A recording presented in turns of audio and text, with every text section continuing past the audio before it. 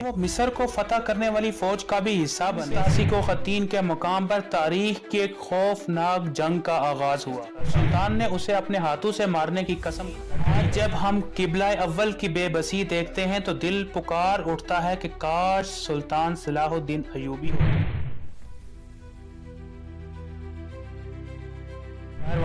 अस्सलामु अलैकुम नाज़रीन, welcome to my channel. Nasir Salahuddin Yusuf bin Ayyub, जिन्हें आम तौर पर सुल्तान सलाहुद्दीन अय्यूबी कहा जाता है, अय्यूबी सल्तनत के बानी थे। सुल्तान सलाहुद्दीन अय्यूबी 11 सन ईस्वी में मौजूद इराक के शहर तकरेत में पैदा हुए। उनके ज़ेरे साया अय्यूबी सल्तनत ने मिस्र, शाम, यमन और हज्जाज पर हुकूमत की। सुल्तान सलाहुद्दीन की बहादुरी, अखलाक और सखाफत और बुर्दबारी के बायस न सिर्फ मुसलमान बल्कि मसीही भी उन्हें इज्जत की निगाह से देखते। सुल्तान सलाहुद्दीन अय्यूबी अपने कारनामों में नूरुद्दीन जंगी से बारी ले गए। इनमें जहाद का जज्बा कूट कूट कर बड़ा हुआ। सुल्तान सलाहुद्दीन अय्यूबी शुरू में नूरुद्दीन जंगी की फौज में थे। वो मिस्र को फतह करने वाली फौज का भी हिस्सा बने। सिपा सलार शेरगो सुल्तान सलाहुद्दीन अय्यूबी के चाचा थे। मिस्र फतह होने के बाद सलाहुद्दीन अय्यूबी को 564 हिजरी को मिस्र का हाकिम मुकर्रर किया गया। 569 हिजरी को उन्होंने यमन फतह किया। नूरुद्दीन जंगी के इंतकाल के बाद सुल्तान सलाहुद्दीन अय्यूबी हुक्मरानी पर फायज हुए और मिस्र के बाद सुल्तान सलाहुद्दीन अय्यूबी ने 1182 ईस्वी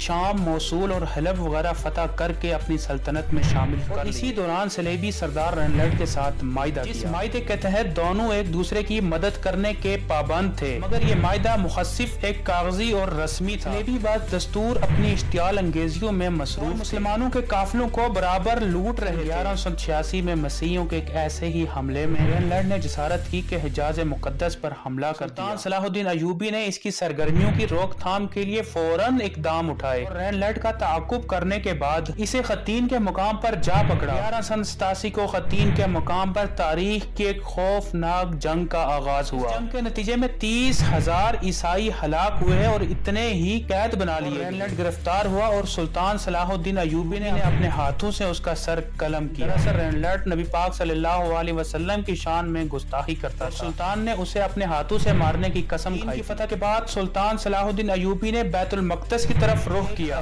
खून रेज जंग के बाद मसीहों ने हथियार डाल दिए और रहम की अपील कर दी। बैतुल मक़दस पूरे 88 साल के बाद मुसलमानों के कब्जे में फिर आया और फलस्तीन से ईसाइयों का खात्मा हुआ। बैतुल मक़दस की फतह सुल्तान सलाहुद्दीन अय्यूबी का एक अजीम शान कारनामा थी। उन्होंने मस्जिद अक्सा में दाखिल होकर नूरुद्दीन जंगी का तैयार करदा मिंबर अपने हाथों से मस्जिद अक्सा में रखा। इसी तरह नूरुद्दीन जंगी की ख्वाहिश इनके हाथों से पूरी हुई। बैतुल मक़दस के फतह होने के बाद यरूशलेम की वो मसीह हुकूमत भी खत्म हुई जो फलस्तीन में कई सालों से कायम थी। बैतुल मक़दस पर तकरीबन 761 साल मुसलमानों की हुकूमत रही। आखिर 1948 को अमेरिका, बरतानिया और फ्रांस की साजिश के बाद फलस्तीन में एक यहूदी रियासत कायम हुई और बैतुल मक़दस का निफ्स हिस्सा यूं यहूदियों के कब्जे में चला गया। और 1967 की अरब इसराइल जंग के बाद इसराइल ने मुकम्मल तौर पर बैतुल मक़दस पर कब्जा कर लिया, जो कि आज तक जारी है। सुल्तान सलाहुद्दीन अय्यूबी एक बहादुर और फयाज थे। लड़ाइयों में इन्होंने मसीहों के साथ इतना अच्छा सलूक किया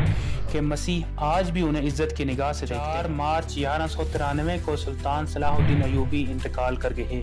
इन्हें शाम में मौजूद दारुल हुकूमत दमिश्क में सुपुर्द खाक किया गया। सलाहुद्दीन अय्यूबी ने 20 साल हुकूमत की। सुल्तान सलाहुद्दीन अय्यूबी मर गए हैं, मगर उनकी दुआ आज भी जिंदा है। उनकी जंग, उनकी गैरत और उनकी वफा आज भी उम्मत के दिलों में धड़कती है। जब हम किबला अव्वल की बेबसी देखते हैं तो दिल पुकार उठता है कि काश सुल्तान सलाहुद्दीन अय्यूबी होते, काश फिर कोई सलाहुद्दीन बने। सुल्तान मर गए हैं, लेकिन इनकी कुर्बानी तारीख के हर वर्ग पर लिखी गई है। अपने मेजबान कामिर इकबाल को इजाजत दीजिए। Subscribe please. Allah Hafiz.